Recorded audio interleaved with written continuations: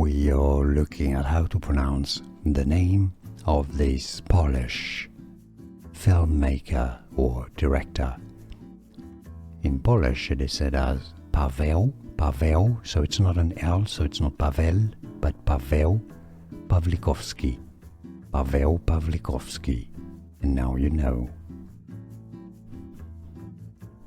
We are looking at how to pronounce the name of this Polish filmmaker or director. In Polish it is said as Paweł, so it's not an L, so it's not Paweł, but Paweł Pawlikowski.